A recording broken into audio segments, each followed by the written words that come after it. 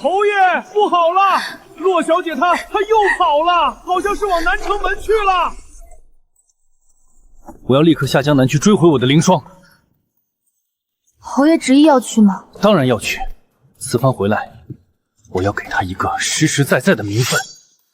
那夫君能否早些归家？归家归家，沈青衣，你就那么少不得我吗？签了名字你就安分点，当好你的侯府主母，别什么事都来烦我。人马集结好了没有？走。谢晨宁，你为了你的凌霜走得太不清静，以至于都没看清，刚刚签下的是我与你的和离书。夫人，侯爷的人马都出二报门了，他是真要走啊！夫人您怎么还不动身？快去拦住他嘛！拦他做什么？他的心早就下江南了。可侯爷亲口答应过您的，说今晚一定退了所有的应酬，专心陪您过18岁的生辰。您为了这顿饭，提前整整1个月就开始准备，连那坛酿了3年的花雕都起出来了。春桃，我忽然想到初见洛凌霜的时候，那是谢晨宁刚陪陛下南巡回来，听闻有个姑娘救了他的命，我让谢晨宁带着我登门道谢。他坐在谢晨宁亲手扎的秋千上，烂漫的像是夏日繁星。凌霜，这是内子，特地来谢你的救命之恩。姐姐生得真好看，难怪侯爷总提起你。侯爷，这边有要事禀报。这就是传说中的沈家嫡女，原来不被爱的人也有脸坐在侯夫人的位子上啊。沈青衣，你确定你争得过我？在聊什么呢？这么投机。在夸姐姐仪态好呢，凌霜自愧不如。哪需要争，我从来都比不过她的。夫人，您在嘀咕什么呢？春桃，我之前的嫁妆单子应当还在，你去找找。咱们要把家底清一清了。你去给王管家传个话，就说夫人身体不适，明日起府中的账目我不再经受，让他自行决断。夫人，夫人啊，您这是干嘛呀？王叔不必惊慌，我自有打算。夫人，这些是当年沈家给的铺面，还有皇后娘娘赏下的几间地段极好的金店。王叔，这些铺子里的账目即刻封存。明日一早，把里面的人手都换成我自己的亲信。从明天起，这些铺子与侯府再无半点瓜葛。可是夫人，侯爷回来若是问起，他若问起，便说夫人身体抱恙，要收拢家财清修。去吧，动作快些。是夫人。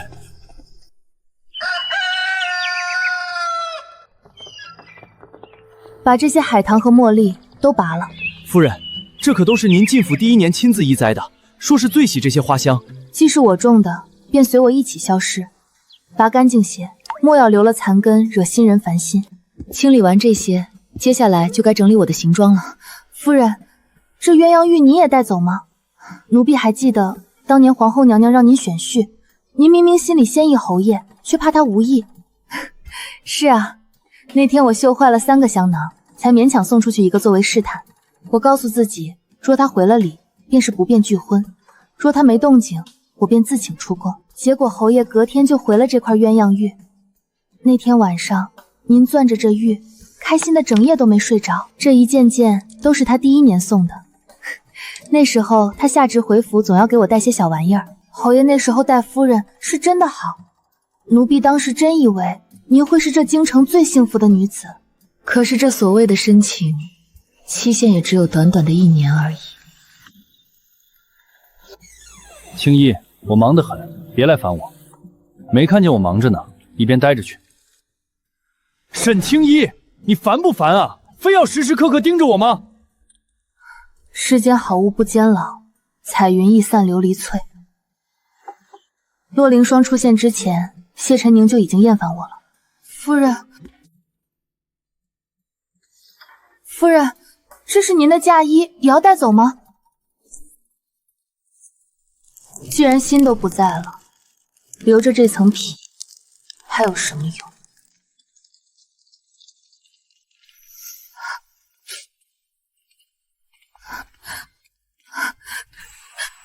夫人，要不咱们再等等，说不定侯爷在江南想通了，他怎么会舍得夫人您呢？春桃，纠正你一次，我已经不是侯夫人了。夫人，我现在没法直接带走你的身契，免得谢晨明疑心。你且在那儿待着，等他回京，我名正言顺去接你。夫人，夫人，您可让老奴好找啊！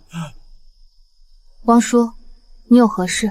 是侯爷，侯爷从扬州快马加鞭送回来的信，信是说侯爷叮嘱务必让老奴看着您亲自打开。夫人，您瞧这信这么厚，定是侯爷到了江南，夜深人静时想起您的好了。定是侯爷知晓了自己的错处，特地写信来给您赔不是了。夫人，您快打开看看，只要侯爷肯回头，咱们也不必受这份清苦了。这么厚一封信，侯爷定是有好多体里话要跟您说，他肯定是真心悔过的。他已经好多年不曾给我写信了。我已找到凌霜，不日返京。洛姑娘，侯爷第一句话提的是她。凌霜清瘦许多，多备些桂花。他喜欢你做的桂花糕，他让夫人给那个外室做糕点。凌霜的首饰无需繁多，她素净，喜清雅。这算什么？相识8年，成婚3载，他快马加鞭送回来的，就是这一叠给外室的起居剂吗？凌霜孤苦，嫁妆便由你来为她准备吧，上心些。夫人，这侯爷许是操劳过度，一时糊涂。他不糊涂，他比谁都清楚，我会把事情办得妥帖，才会这般理直气壮地折辱我。王叔，这些事恐怕要劳烦您亲自去办了。夫人，您不跟老奴回府主持大局吗？侯府的大局从来不在我手里。夫人，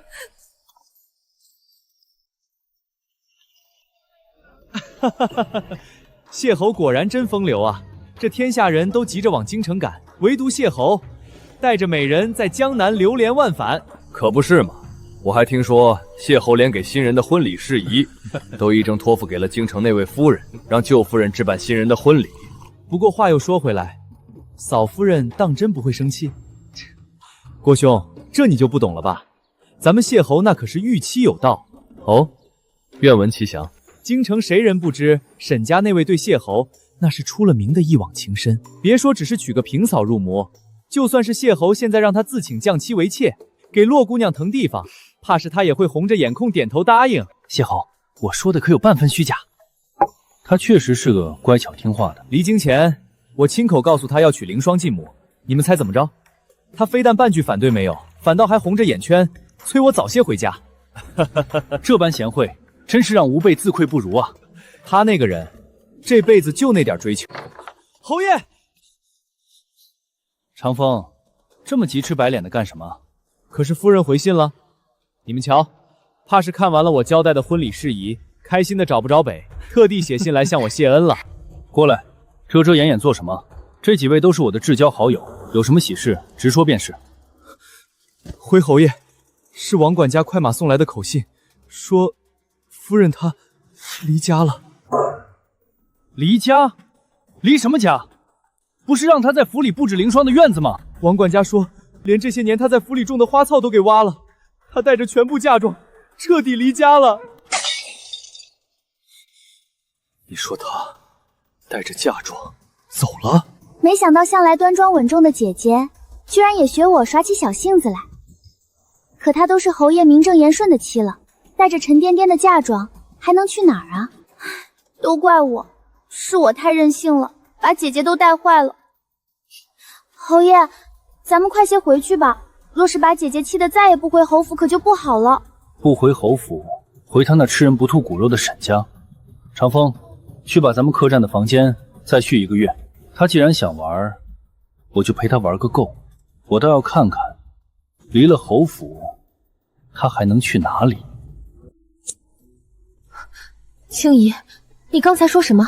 你再说一遍。臣女已与谢晨宁签下和离文书，今日入宫，是想求娘娘给臣女指条明路。你与谢晨宁当真和离了？好孩子莫哭，你娘当年与我是生死之交，我断不会看着你被谢家那个浪荡子作践。离了好，离了好。秋叶，你退下吧，好孩子，来坐下。既已和离，接下来你有何打算？所以在找到合适的再嫁人选之前，青衣还要劳烦娘娘垂帘，做青衣的靠山。你已决意再嫁？若要回沈家，我宁可再嫁，只这次不动心，不入情，不求琴瑟和谐，只为安身之所。本宫这处倒真有个极佳的人选。娘娘请讲。孟毅字承霄，将军府唯一的独子，也是本宫嫡亲的外甥。可是孟将军如此优秀的背景，为何？其实你是不知他原来如此，难怪这般家世功勋，竟一直未曾婚配。沈姑娘，沈姑娘，你看今儿个这月亮，它又大又圆。哦，不是，我是说，乌观今日月朗星稀，月如银盘，月色如水，月白风清，月影婆娑，月桂飘香。在下孟毅，此番蒙圣姨母皇后娘娘牵线，特来与姑娘一叙。沈将军里面请。将军不必拘禁，先喝一杯热茶吧。将军的情况，皇后娘娘已与我言明，您与我有话直说便是。姨母当真，都告诉你了。那4个字我已了然。沈姑娘，此乃我名下所有的田契地契，共计36处，日后统统交由姑娘打理。将军，这太贵重了。此乃我这些年积攒的所有银两存根，日后听凭姑娘存取。此乃我已签章的和离书。沈姑娘，孟某知道自己名声不好，日后若有半分不语，让你受了委屈，你大可凭此文书重获自由。到那时，我名下所有家产全部归你，请沈小姐嫁给孟毅为妻吧。谢晨凝视我如草芥，而眼前的孟毅却愿给我极致的退路。家世、容貌、品行，他无可挑剔。若非皇后娘娘说的那4个字，这样的良人又怎会轮到我一个2嫁女？好，你应了。我应了。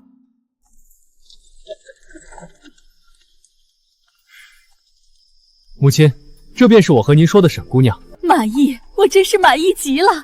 孩子，既然定下了，便把更帖给我吧，我这就去请高僧择个最近的吉日。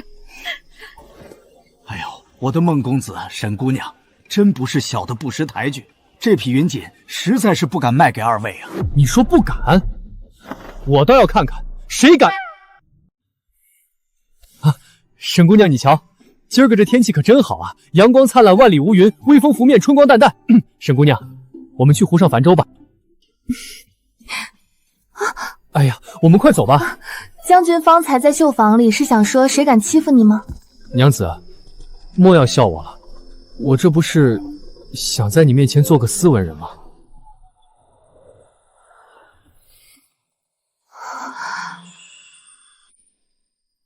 永宁侯回京，闲杂人等速速避让。青衣，你在这儿？侯爷，马惊着凌霜了。沈青衣，过来扶我的新妻下马。谢侯爷，真是好大的威风。我倒要看看今日谁敢让他动。这不是永宁侯夫人吗？侯爷竟让她当众扶外使下马，这哪是夫人，这是在我沈家嫡女脸上扇耳光啊！听说这侯夫人一向性子软，怕是又要受这委屈了。程潇今日便教教这永宁侯何为礼法。别动，大庭广众之下，你是将军府的体面，别为了我这种烂事惹得一身脏。可是青姨，我自己的脏酒，我自己泼回去。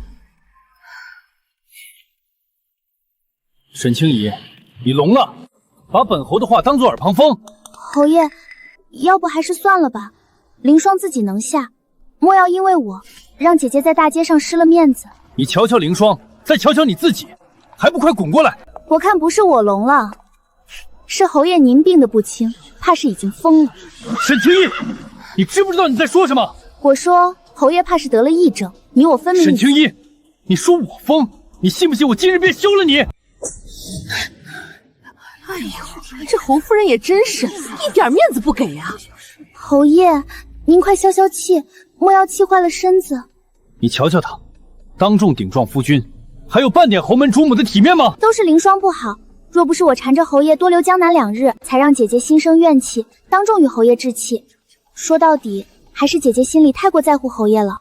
侯爷，满大街都是人，家丑不可外扬，不如回府关起门，再慢慢处置。这么多人看着，凌霜实在没脸再待下去了。沈清怡，你瞧瞧，凌霜虽出身寻常，却比你大家闺秀懂事不10倍。她处处顾及名声，偏偏你只会当众撒泼无礼。侯爷既然觉得她好，带走便是。沈清怡，闭嘴，给我滚回侯府，乖乖等着。哼，待本侯安顿好凌霜，再慢慢跟你算这笔账。这侯夫人也真够可怜的，被自家男人当街这么羞辱。谁说不是呢？那外室瞧着就不是省油的灯。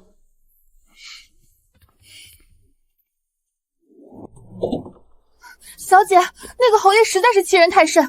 什么叫扶心腹下马？他当您是什么人了？他大概是还没睡醒，他还让您回侯府等着。这宅门锁了，我与他便再无瓜葛。小姐，您要是心里不痛快，就骂出来。奴婢瞧着您刚才在街上那副样子，心里疼得紧。有什么不痛快的？我只是觉得好笑。相处3年，他竟从未真正认识过我。2月以来的平静，到底是被他这一闹给打破了。春桃，你说要彻底忘掉一个人，得要多久？小姐，一只养了多年的宠物死掉，都尚且没那么容易平静，何况是一个爱了多年的人。不过没关系，给我再多一点的时间，也就好了。谁？哎呀呀，沈家小姐姐在家吗？今儿个天气真好啊，阳光灿烂，万里无云。孟将军，小姐姐，如此良辰美景，要不要去放个屋顶风筝呀？孟叶，大晚上的哪来的阳光？只要在下心里有光，处处皆是春光。沈姑娘，传闻我是个只知道杀人的蛮子，今儿个便教你开开眼，瞧瞧在下的真本事。将军的真本事，难道是放风筝？寻常人是在地上跑，在下偏要带你去天上瞧瞧。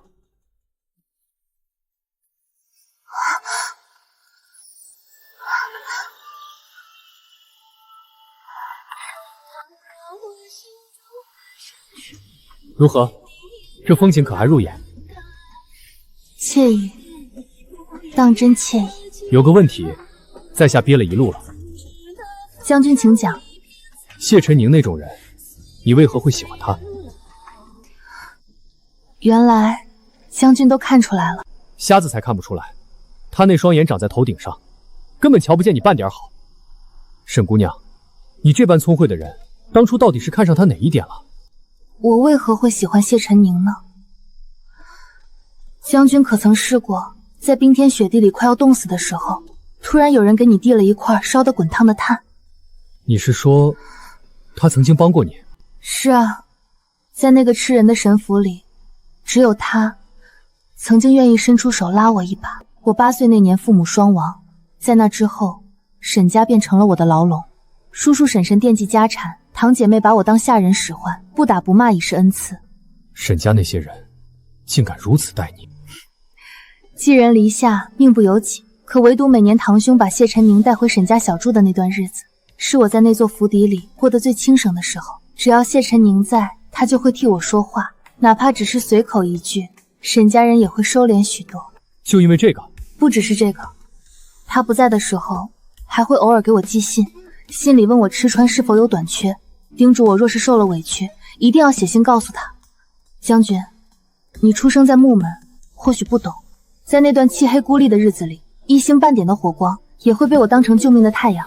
爱上那抹唯一的温暖，对我而言似乎是件理所当然的事情。哦，原来是这样。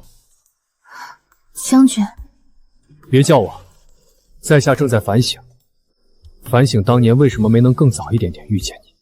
将军，其实你也曾帮过我一次。在下怎不记得？沈姑娘莫不是记错了人？那是我父母过世的第一个新年，我敷了厚厚的脂粉去拜见皇后娘娘。记住了，待会儿见了皇后娘娘，问你在沈家如何，你只管说万事皆好，若敢多嘴一个字，回去仔细你的皮。青衣知道。好孩子，你叔父接任了尚书之位，想必对你也是极好的，在沈家可受了委屈？回娘娘，叔父和沈娘待青姨视如己出，一点都不委屈。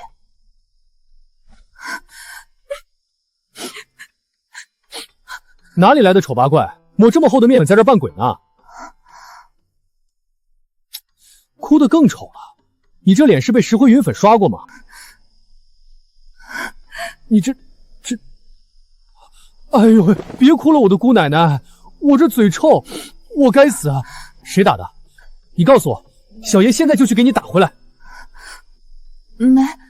没人打我。你别听我刚才胡说，你不丑，真的，你比那天上的神仙还要美。小爷我今天把话撂在这儿，我以后谁都不娶，就娶你好不好？算我求你了，小爷我这辈子没跟谁服过软，今天就服你的软，你原谅我，别哭了行吗？长本事啦，沈青衣！孟将军的随身帕子怎么会在你手里？你也配想他？那是我要嫁的人。不是的，那只是孟将军看我哭。闭嘴！我看你是皮痒了。来人，把他关起来，禁足10日。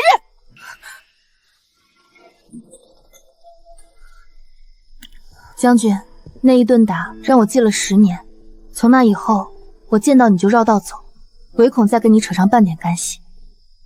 沈家那帮杂碎，难怪这些年你一见我就像见了瘟神似的。都过去了，在下这儿从来没有过去这2个字。好孩子，多吃些才好，瞧你瘦的。往后若是程昭敢欺负你，你就尽管来告诉老身，看我不抽断他的腿。夫人言重了，将军待我极好，没出息。丞相，这天色也不早了，人家青衣一个姑娘家独住不安全，你务必把青衣稳稳当当的送回去。将军，可是边疆出了什么急报？将军若有要务，不必亲自送我。没什么急报，在下只是在想，有些账算晚了。沈姑娘再见。有冤不伸非丈夫，有仇不报非君子。将军说什么？沈姑娘早些歇息，在下去就回。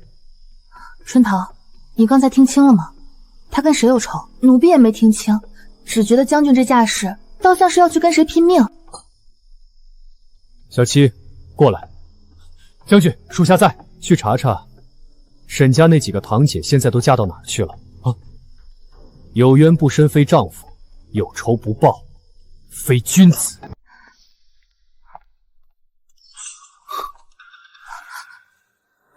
我说夫人，这2个月为何如此硬气？宁可缩在这窄小的民宅里，也不肯归家。谢晨宁，原来是找到更好的靠山了。怎么，将军府的马车坐着比我侯府的轿子要稳当得多？谢侯爷深夜翻墙入户，传出去怕是不好听，不知到访有何贵干？怎么，才2个月不见，夫人连基本的礼数都忘了？让我来猜猜，你费尽心思搬走了所有嫁妆，租了这么个寒碜的宅子，今日又是坐着将军府的马车招摇过市，你到底想做什么？你想说什么？夫人是打算仗着与皇后的那点旧交，用将军府当幌子去讨好沈家，好让沈家在那位孟小将军面前给你几分薄面，收留你这个离家出走的弃妇。谢晨宁，你是不是在江南待久了，脑子被水泡透了？谢侯爷既然刚返京，还是早些回你的温柔乡去，抱着你的洛姑娘好好睡一觉，清醒清醒脑子，别在这丢人现眼。李叔，送客。沈青怡，你到底什么意思？嫁妆搬走了，行装搬走了，你闹腾我也就忍了，可你竟然连这些年在家中种的那些花花草草都要一并挖走，你是非要让整个京城都知道你受了委屈吗？那些花是我种的，我带走有什么不对？耍性子也要有个度。你贵为堂堂永宁侯夫人，闹成这副鬼样子，就不怕人笑话，就不怕丢了侯府的脸面？谢晨宁，你睁开眼看清楚，谁是你的侯夫人？谢晨宁，你先放开我。放开你，好让你继续去将军府献媚吗？沈清溪，你这副样子真恶心。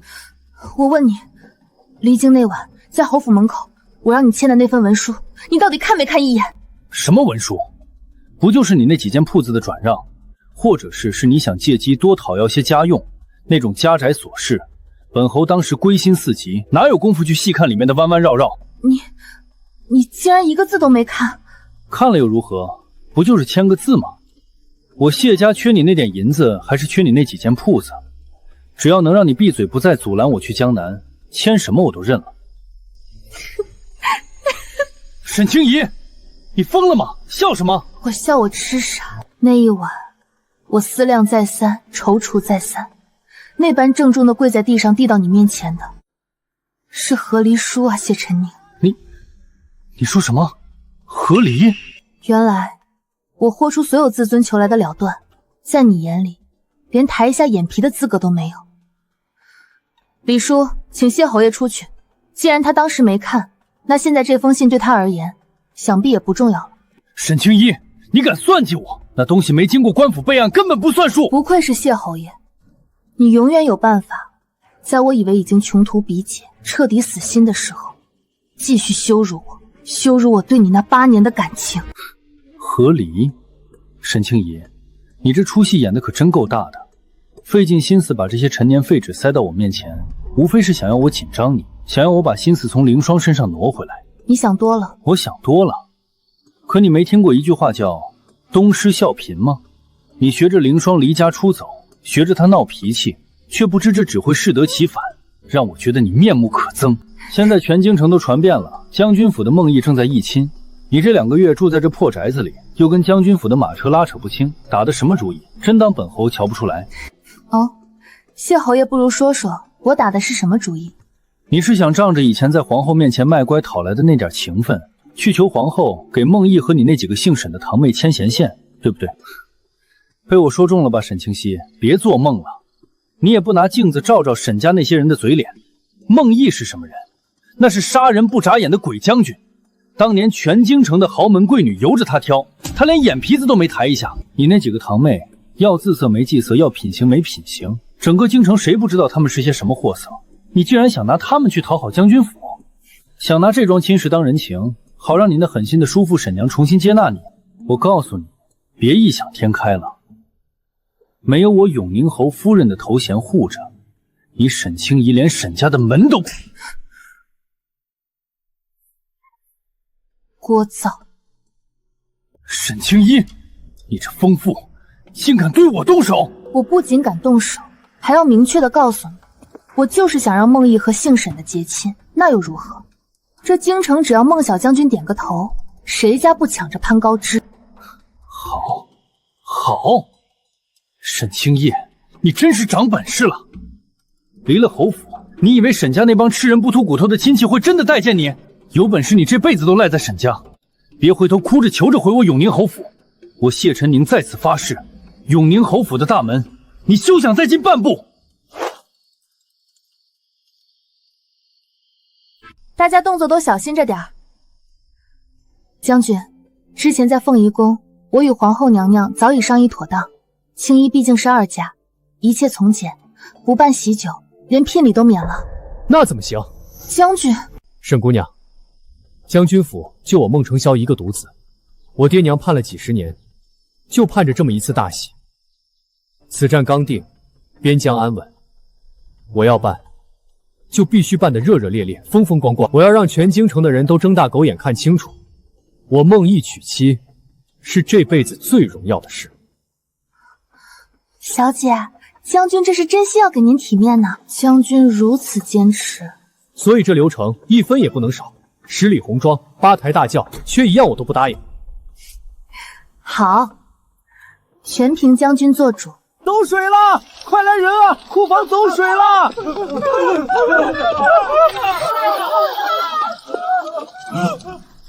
我的胡子，我的胡子呢？老爷，你的胡子！哎呀，我的头怎么这么轻？鬼啊！有鬼！我的长发全没了！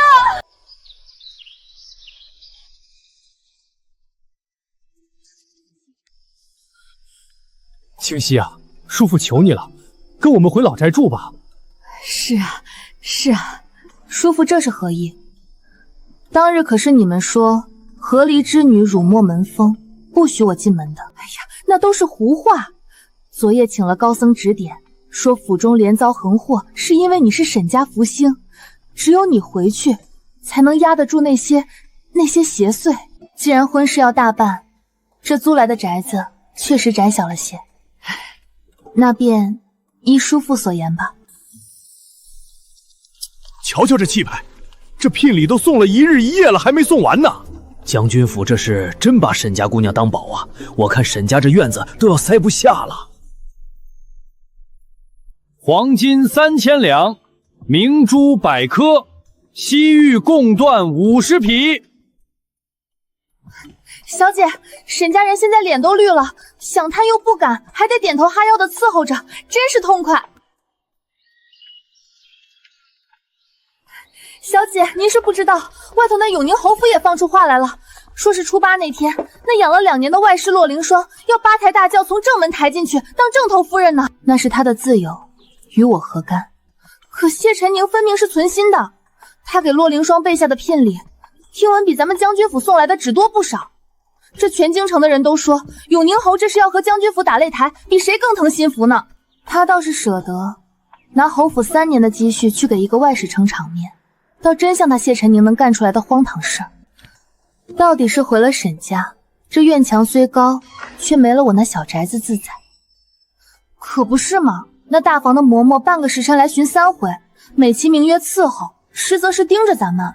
随他们看吧，我只需待到大婚那日，这沈家我也一刻不想多留。小姐，我闻着今日这灶房的味道比往常香得多呢。哦，是吗？那我去瞧瞧有些什么好吃的。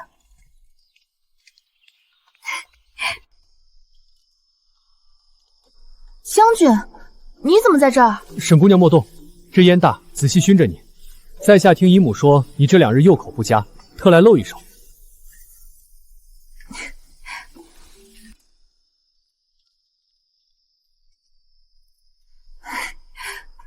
将军，这菜的卖相当真是奇特。在下第一次做，火候差了些。不过沈姑娘，你尝尝味道，我找军营里淮南籍的老兵学了半个月呢。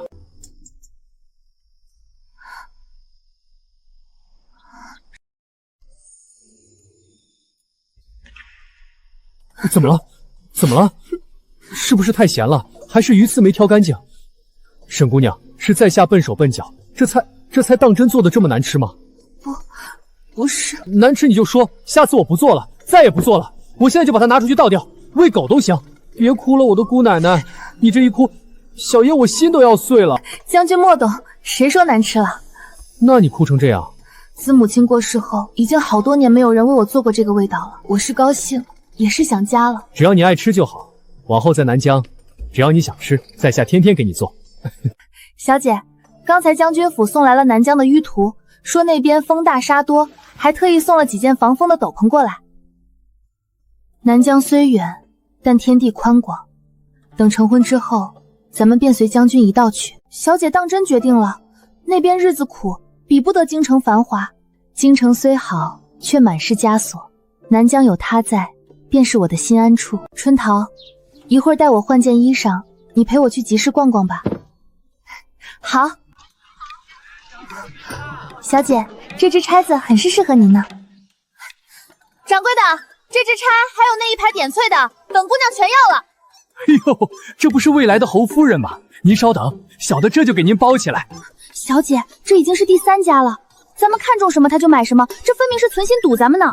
既然洛姑娘喜欢，给她便是。咱们去下一家。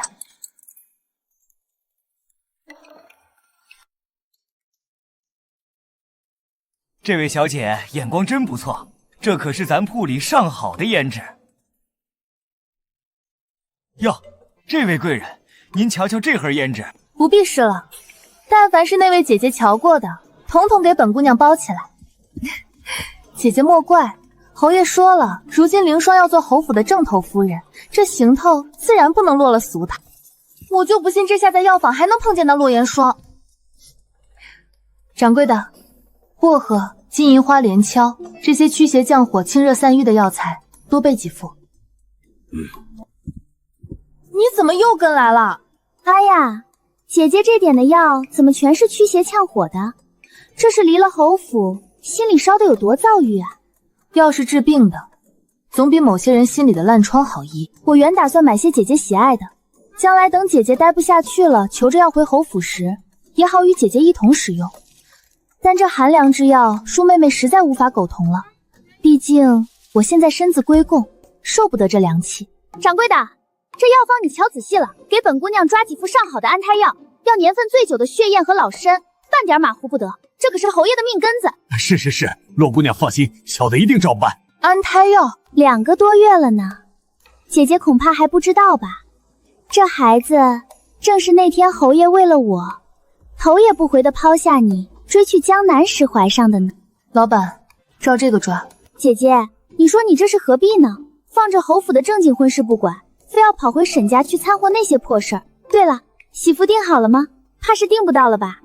侯爷为了疼我，2个月前就大手一挥，包下了全京城所有的云锦。他说要确保我是这京城最风光的新。一共多少银钱？洛姑娘已经付过了，沈姑娘您直接拿走便是。我不习惯用旁人的钱。姐姐急什么？我和侯爷的婚期定在初8，想必沈府也给你送信了吧？真巧啊，沈府大办婚礼也在初8。姐姐，你说那一日你是继续缩在沈家当你的大房弃妻呢，还是厚着脸皮回侯府看我进门呢？让开！我不让又如何？姐姐难道要在药房里对我这个御妇动手吗？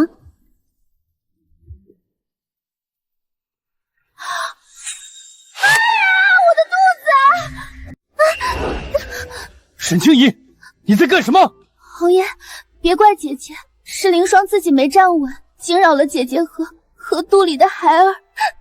沈清怡，你竟恶毒至此！凌霜已经有了2个月的身孕，你便是再有气，冲我来就是，何苦对一个弱女子下手？侯爷既然一直站在门口，想必该看的不该看的都瞧得一清二楚了。我可是一点没碰着你的洛姑娘。春桃，咱们走，这药房里的香粉味太冲，熏得人头疼。是，小姐。沈清怡，你给我站住！沈清怡，你听好了，初8那天，你若不准时回府主持我和凌霜的婚礼，这永宁侯府主母的位置，你便别坐了。好啊，那谢侯爷，你便等着吧。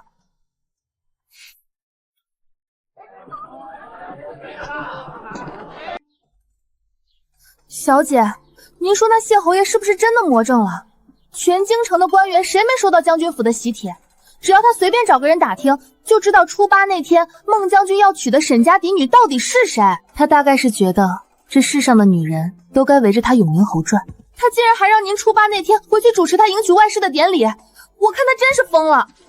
这样也好，对他这种人，连生气都显得多余，只剩下好笑罢了。小姐，您说这人心怎么就能变这么多？那谢侯爷以前冷淡您的时候，您整天提心吊胆的，现在他又想方设法让您回侯府去。若即若离，似是而非，他这分明就是在训狗。小姐，您是说他故意折磨您的心思？他不过是想让我更听话，更听凭他摆布罢了。大小姐，行装都已经核对妥当了，大婚之后随时可以出发。辛苦了。小姐，您是不是想孟将军了？这大婚前3天不见面的习俗也真是磨人。我看孟将军这2日没过来，咱们这院子里都安静的过头了。哪有？规矩就是规矩，不过是3日不见，有什么可想的？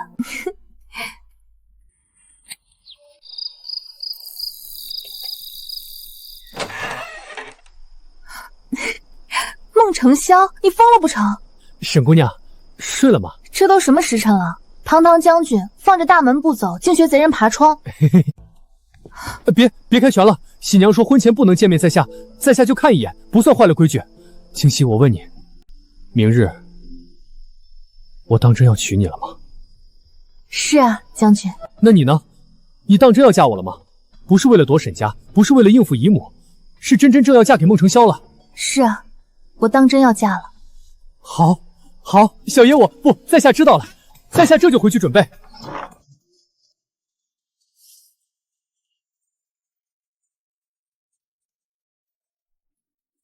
你怎么又回来了？不是说看一眼就走？谢晨宁，他能爬窗，我就不能来吗？谢侯爷请自重。谢侯爷，夜深路重，明日就是你大喜的日子，这会儿不去守着你的洛姑娘，翻墙到我这儿来做什么？青姨，算我输了，好不好？青姨，咱们不要置气了。置气？侯爷言重了，你我早已签了文书，互不相干，何来置气一说？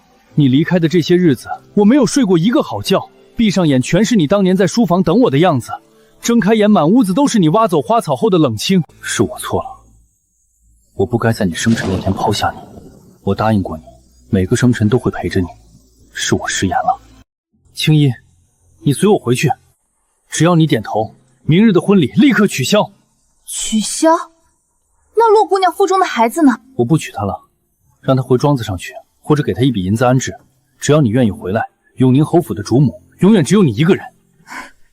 我不娶她了，清溪，跟我回家吧。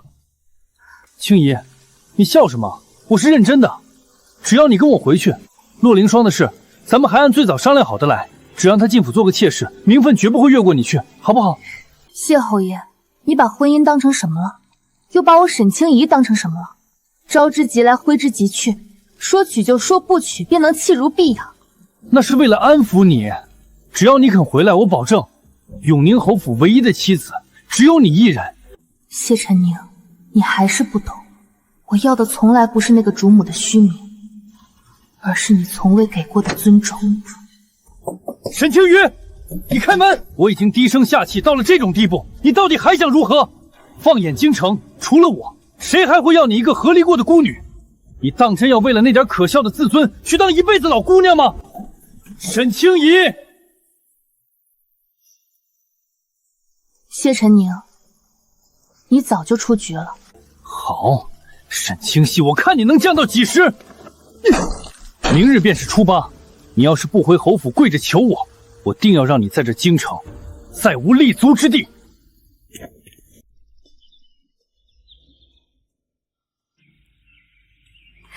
沈家姑娘真是好福气，婢女伺候过这么多新娘子，就没见过比您更有福相、定力更好的。小娘子过奖了，这谁干的？大喜的日子，谁往窗根底下扔这么一包烂东西？哎呦，这不是徐记家的桃花酥吗？真是可惜了。清溪，下直路过徐记，顺手买的。夫君待我最好了。早就凉透了的东西，看着就晦气。小姐，奴婢给扔了啊！扔了吧，别耽误了吉时。清溪啊，往后在那位小将军面前多替沈家美言几句。昨儿个半夜，老身还听见外头有战马声。沈母安心，只要沈家安分，我也不是那等爱生事的人。青衣啊，叔父来扶你出门。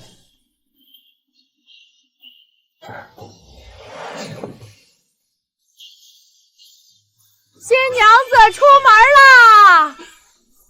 青衣，你今日真美。这杀人不眨眼的鬼将军竟然在发抖。在下等这一刻，等的骨头都酥了。哎呦喂，新郎官快放手吧！这吉时已到，再不放手，沈家娘子可就要被你牵回将军府，不用坐轿子喽！瞧瞧孟将军，这是怕新娘子跑了不成？青衣，接下来的礼节繁冗，离晚膳还早，这是在下用特意找的如意糖，先垫垫肚子，莫要饿着了。将军，走吧，新娘子，该上轿了。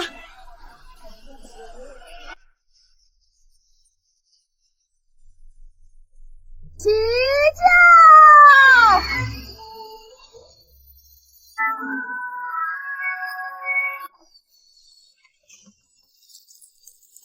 这人平日里瞧着糙，心境这么细，这糖真甜。这次出嫁，倒真是为爹娘争了口气。叔父沈母被孟毅吓破了胆，不仅分文不敢探摸聘礼，甚至连当年克扣的那些地契银钱都一股脑塞进了嫁妆里。等礼成了，明日便带程潇去拜祭爹娘，告诉他们，青姨这辈子终究是靠自己走过来了。南疆那里一定有另一片天地，没有侯府的枷锁，没有沈家的算计，只有宽广，只有自在。今儿个是什么日子？永宁侯娶正妻，孟将军也成亲，真是双喜临门啊！不过这将军府的排场，竟生生把侯匪比下去了。今日你另娶，我再嫁，谢晨宁，从此山高水远，各自安好。孟承霄真是老糊涂了，娶个沈家的姑娘也值得如此招摇。唉。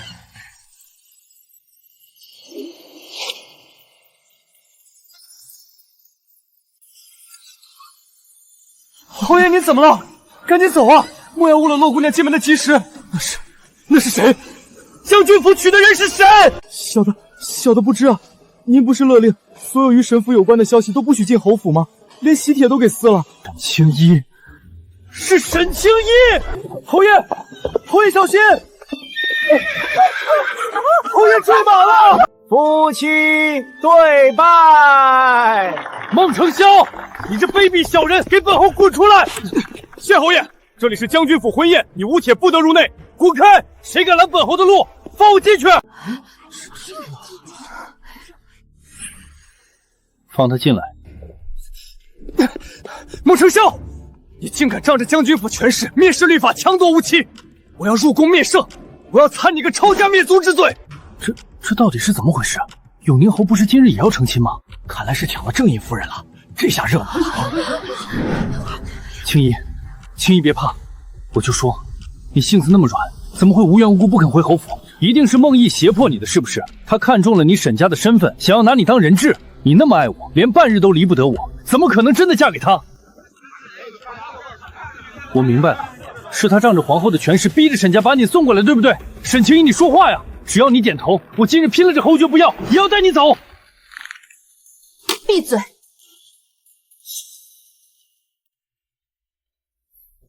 娘子，既然有客远道而来，咱们总得让人看个清楚。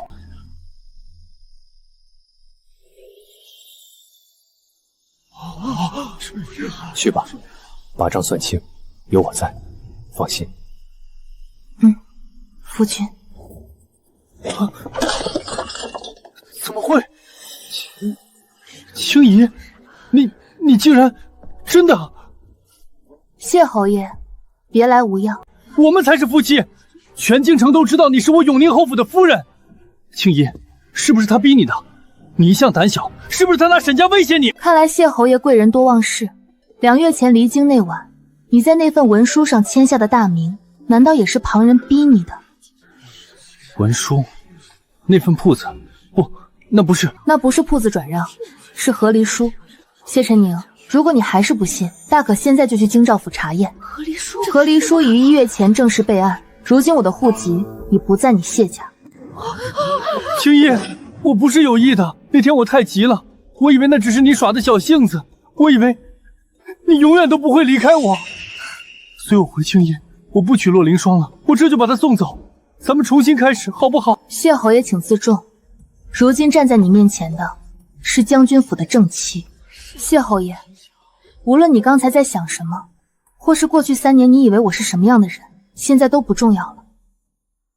你我之间早已没有任何干系。青溪，如今我是孟毅登录在册3书6里迎娶的妻子，而你，谢侯爷，你也要在今日迎娶你的洛姑娘。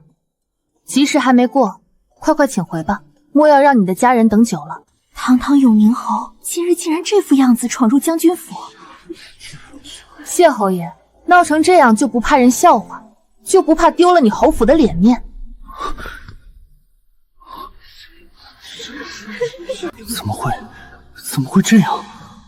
我是侯爷，我是永宁侯。站住！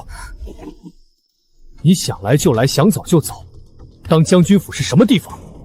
如我姨母，毁我心腹明姐，现在还敢来闹我的婚堂？谢晨宁，老子他妈的忍你很久了！啊！给小爷去死吧！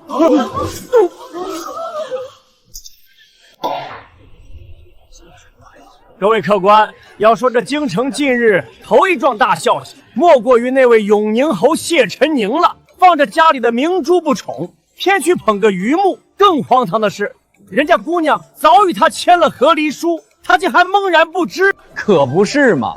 大婚当日去孟将军府上抢亲，口口声声那是他夫人，结果孟将军当众甩出一张京兆府备案的公文，那脸丢的。听说后来被孟小将军揍得不轻，连滚带爬被抬回去的。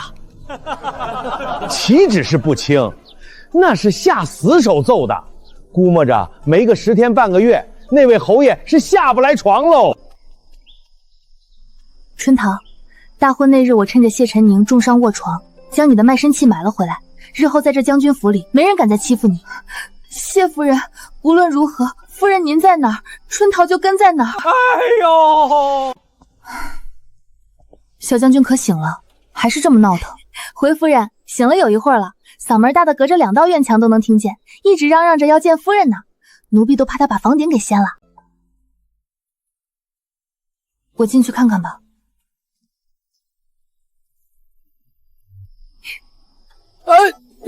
娘子，你来了。刚才不是还在后园喊疼吗？怎么我一进来，将军就康复了？娘子，在下这是不想让你忧心。那谢晨宁虽然手无缚鸡之力，但临死反扑那一抓，也着实让在下伤了筋骨。是吗？可我瞧着将军那日揍人的劲头，倒像是能再上场杀3个来回。只要为了娘子，便是断了这条命。行了，别耍嘴皮子了，先把药喝完。这可是娘娘特地让院盘配的强筋亮骨方子。既然将军说不用管，那清溪便先回房歇歇了，将军好生静养。娘子快去，在下皮糙肉厚，这点小伤喘口气儿就能好。哎呦喂，疼死小爷了！娘子啊，你快回来瞧瞧，为夫这腿怕是要废了，这辈子都走不了路了。将军不是说好的快吗？怎么一转眼就要废了？既然伤得重，将军莫要讳疾忌医，给我瞧瞧到底伤在哪儿了。娘子使不得，光天化日，在下自己能行。既然没伤着，将军费这心思骗我做什么？娘子，在下不是有意骗你，在下只是怕你见谢晨宁那副惨样，又记起从前的情分。清溪，你会不会因为谢晨宁就不要我了？将军多虑了，既已拜堂，青衣就是将军府的人，自然不会走。那你得跟在下说实话。那日你与谢晨宁和离，进宫去找姨母，姨母在向你提起在下时，到底都说了些什么？原是为了这件事。将军安心，娘娘自然是捡着将军的好处说的。娘子，你别走啊，你还没说到底是哪几个字呢？姨母那个人嘴快，在下怕她胡说八道，坏了在下的名声。青衣，程潇这孩子什么都好，就是你是不知，他将军可是有何隐疾？不近女色。若非娘娘亲口说，我当时又怎会觉得他是再合适不过的人选？没有妻妾相争，不必强求欢好，只需占个正妻的位子，替他遮掩，换我一世安稳。怎么看都是我占了便宜。娘子，你倒是说句话呀！你这一脸神思游离的，是在想什么？是不是姨母说我在边疆杀人如麻，你不喜欢了？你倒是说句话呀！没想什么，只是在想将军这行装里还要带多少本兵书。娘子，你一定要信我，那姨母说的什么，在下当真不知情啊！将军方才不是还腿疼得起？成亲前一个字都没漏过。我要是早知道他这么败坏我的名声，我肯定当场脱了衣服自证明白。我真不是有意骗你的，娘子，你答应过我，成亲了就不会不要我的。将军，我没说要走。娘子，我不喜欢男人，我也不喜欢别的女人，我这辈子谁都不喜欢，我只喜欢你一个人。我知道啊。你知道？我又不是3岁孩童，旁人说的话听3分留7分，可人自己的眼睛是不会骗人的。将军，人这一辈子有2样东西最藏不住，一个是想打的喷嚏，另一个就是爱人的眼神。每日被你那般热烈的眸子盯着，我便是块石头也该察觉到了。原来你都知道，所以你一直都是在看我的笑话。你答应嫁给我，只是为了找个挡箭牌。将军介意吗？我现在可能还没有办法像你喜欢我那样喜欢你，甚至我不确定，经历了这么多，我将来是否还能那样毫无保留的去喜欢一个人。将军，青衣说的是真心话，曾经那场婚事耗尽了我所有的心力，我也不确定将来能否像你喜欢我这般，再去那样毫无保留的喜欢一个人。青衣，在下不需要你还我一个一模一样的。可我不想骗你，你是赤诚之人，赤诚的真心是不该被践踏的。若我只是为了寻个靠山而消磨你的情谊，那青衣与那谢晨宁之辈又有何意？所以我想试一试，哪怕前路未知，哪怕我这颗心已经千疮百孔。孟承霄，你愿意陪我试这一回吗？愿意，默默求之不得，我愿意，是一辈子都愿意。清溪，只要你不推开我，孟承霄这条命都是你的。既然愿意，那你还不快点帮忙，一起收拾？也不知道是哪个将军，刚才还喊着腿疼的要废了，非要赖在床上讨要名分。啊，那什么，在下这身体素质，见着娘子，那自然是百病全消。因为你装病，咱们这行程可耽搁了不止1日2日了。趁着今日，赶紧把行装收好。得令，娘子你歇着，这些重活都交给我。明早，咱们便启程去南疆。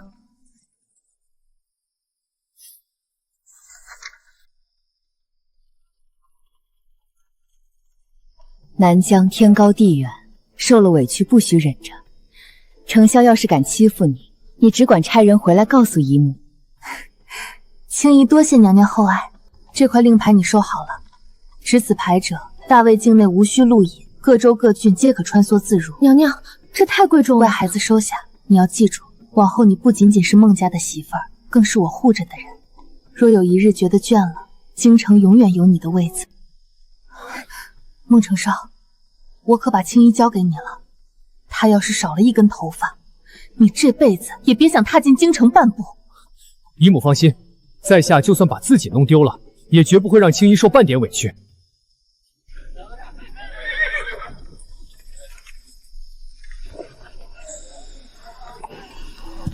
小姐，那是谢侯爷，他怎么成了这副模样？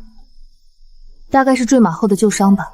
青衣，青衣，算我求你，青衣，你回头看我一眼啊！娘子，南疆的果子快熟了，咱们跑快些，还能赶上第一茬。好。从此，我只管往前走，再没有回头。成婚半年，在南疆时因战事吃紧，我们分房而睡。如今新年回京，虽躺在一张床上，他却手里的像个木头。他不提，我一个女子又如何开得了口？娘子，这京城的被褥是不是没咱南疆的厚实？你要是冷，在下就再去抱一床。不冷，将军早些歇息吧。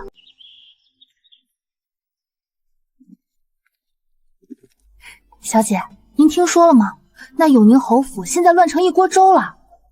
又怎么了？听说那位洛姑娘现在不但不跑了，反而玩起了寻死觅活的把戏。昨儿个刚闹着要投湖，今儿个一早又在梁上挂了白绫。谢晨宁为了拦他，连朝都告了假。他还没给他名分，哪儿能啊？谢侯爷现在像是变了个人，别说正妻，连个妾的名分都没吐口。那位洛姑娘没了依仗，可不就剩下这一招了吗？嘿，哪来的疯子？这是将军府重地，赶紧滚远点！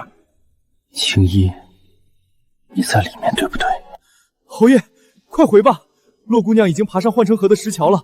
她说您要是再不回去，她就带着肚里的孩子一起跳下去。又在看什么？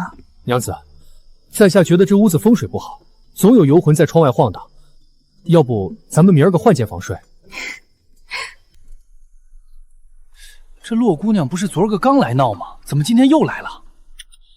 这不是她的家常便饭吗？谢晨宁，你整日魂不守舍，是不是还在盼着那个女人回来？她已经是别人的妻子了，她背叛你了，你竟还敢多看她一眼？你再看，我就死给你看！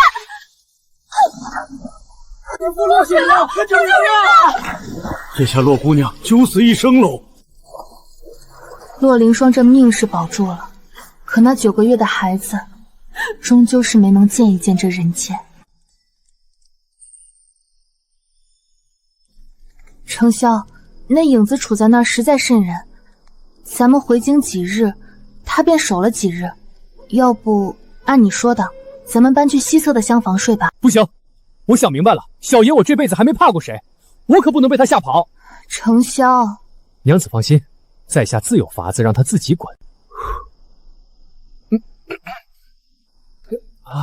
夫君，你轻点儿。孟程潇，你疯了？你这是做什么？夫君，不要嘛，快点，再快点，夫君夫君，停下！你是大将军，还要不要脸了？若是叫下人听见，你还要不要领兵了？怕什么？在下这是在展示实力，若是不叫的响亮些，墙外那孙子还以为在下没本事呢。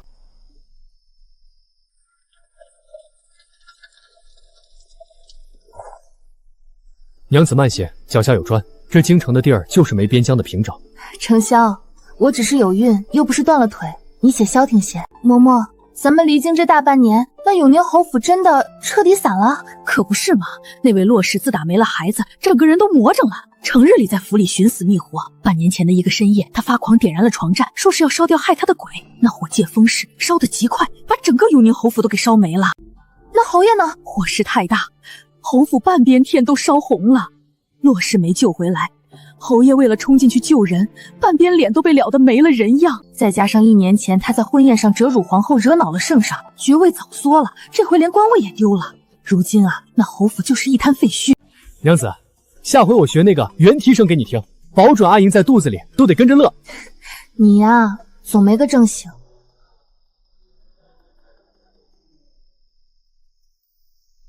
晦气！夫人留步，方才有位公子命在下将这封信交给您。谁家公子？来，给我吧。谢晨宁，20好几还年少，不要脸！夫人，刚刚前头来报，说是将军的大军已经进门关了，估摸着午后就能到家。这次去的确实久了些，从阳春3月一直到了这金秋时节，阿莹都快记不定她爹爹长什么样了。哪能啊，小姐整日里念叨着爹爹做的南疆烤鱼呢。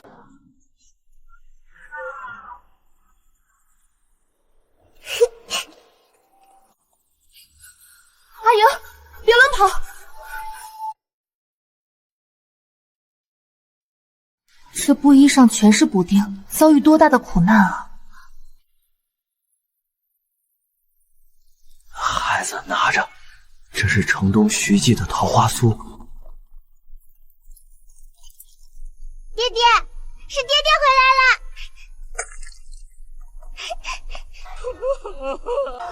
夫君，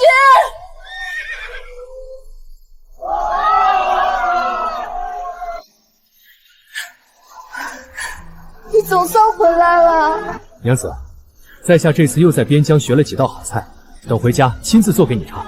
好呀，我等着。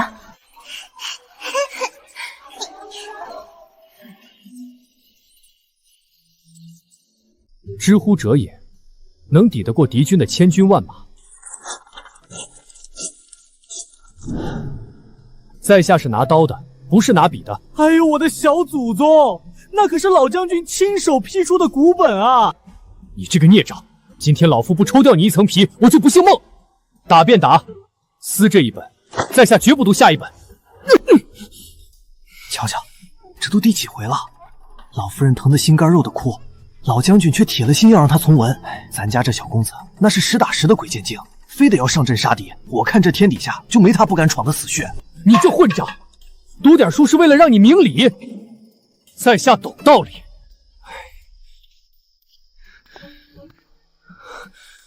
公子，您这又是何苦？跟老将军服个软，读2页书，何至于遭这份罪？你不懂，书可以不读，但有的道理得刻在骨子里。什么道理？比如君子一诺，千金不易。我说过，以后谁都不娶，只娶你。沈清逸，你等我，等小爷我正了战功，风风光光去沈家接你。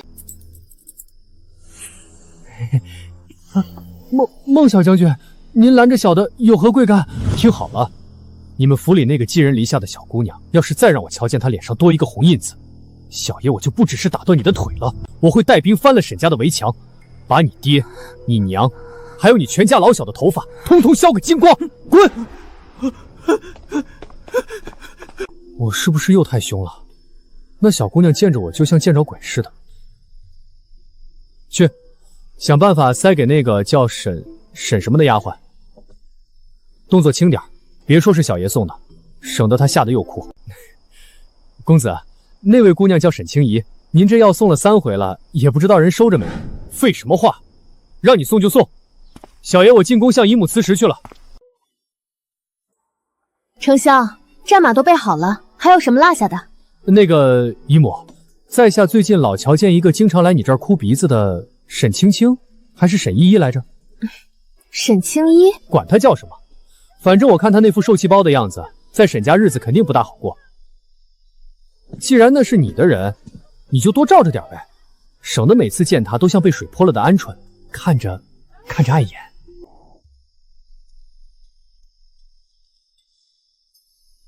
公子，娘娘来信说什么了？瞧把你乐的。姨母说她在宫里不便插手沈家私事，但谢家那个叫谢晨宁的郎君与沈家那个沈方之交情颇浅。谢侯爷，姨母已经交代了谢晨宁，让他平日里代为照顾那个沈家小姑娘。谢晨宁虽然文弱了点儿，但名声还算清正，有他护着，沈家那帮杂碎应该不敢再动青樱了。小将军最近是不是中邪了？放着好端端的剑法不练，在这摆弄木头人，还不止呢。昨儿个半夜，我还听见他在帐后学鸟叫，一会儿像喜鹊，一会儿像八哥，吓得巡逻的马都惊了。闭嘴！小爷我这叫口技，你们懂个屁！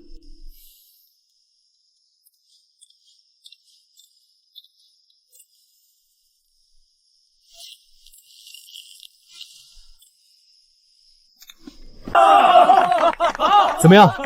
这一招够不够惊艳？将军这轻功，若是哪家姑娘瞧见了，定要大喊一声“哇哦”！哇哦就行，只要能让他别见着我就跑，让我学什么都行。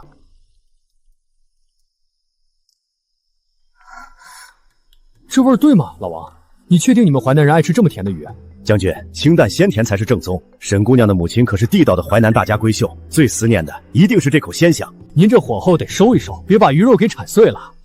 只要是他喜欢的，小爷我定能练出来。将军，您这杀敌的手拿来握锅勺，真是大材小用。你懂个屁！这叫投其所好。小七，沈家那边回信了吗？回将军，说是沈姑娘今年刚办完及笄礼，如今在京城提亲的门槛都快被谢晨宁和那帮玩路给踩破了。谢晨宁，是他！将军，这仗不好打，蛮兵熟悉地形，怕是场硬仗。硬仗，好极了！小爷等的就是这场硬仗。将军，大家都在愁，您怎么反倒乐了？只要拿下这一仗，南疆5年内再无战事，到时候小爷凯旋归京，带着这泼天的战功去求娶青怡，姨母还有什么理由拒绝？这可是老天给我的绝好机会。将军，您这是拿命在打仗呢。青怡，等我战功换婚书。将军这是想赢，赢得干干净净，好风风光光的回京。只要再能暂过去吧。他为了那个沈家姑娘，他这些年学了多少不着调的本事，咱们兄弟谁不知道？将军您慢点，大夫说您这伤口再裂开就真没命了。赢了吗？那场硬仗咱们赢了吗？将军您立了大功，南疆5年内再无战事，圣上的赏赐怕是已经在路上了。好极了，快给小爷拿笔墨来，我要给姨母写信，我要告诉她，这战功我一个官位也不要，我就要她的一道赐婚口谕。报京城皇后的急信，定是姨母知道我赢了，特地来问我想要什么赏赐。青怡，你等我，我这就回去了。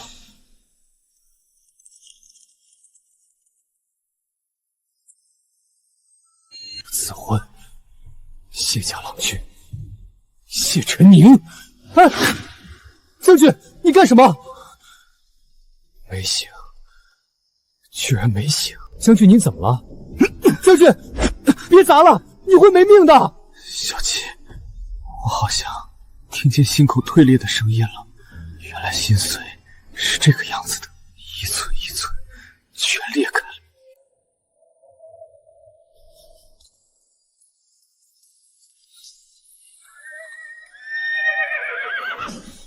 军，您这一身伤，连骨头都见着了，这时候北上是自寻死路啊！滚开！将军，就算回去，旨意已下，木已成舟了呀。小爷不信什么旨意，我要亲口问他一句。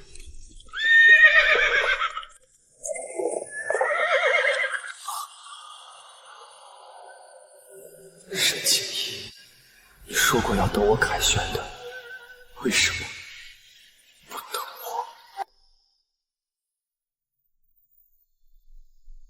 我？恭喜小侯爷与沈家嫡女当真是郎才女貌，天作之合。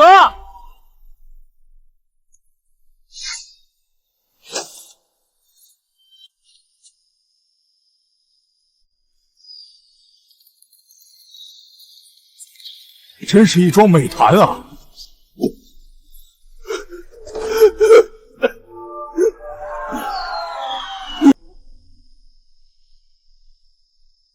将军又在那儿坐着了，回京述职的机会都推了3次了。老将军在京里都快急疯了。嘘，小声点。自打3年前将军重伤回营，就再没提过京城一个字。听说那儿有他这辈子都不想再见的伤心事。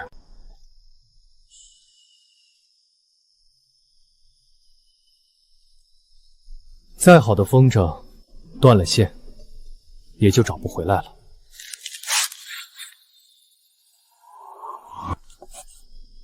将军，将军，慌什么？要是没敌军攻入100里内，就给小爷滚出去。是宫里来的信，姨母娘娘的加急件，拿走。不管是宣我回京，还是别的什么赏赐，本将军统统不接。将军，您就看一眼就一眼，娘娘说这信关乎您的命。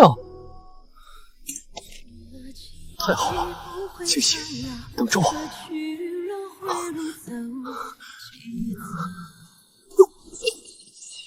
将军，您慢点，您的伤口还没好全呢。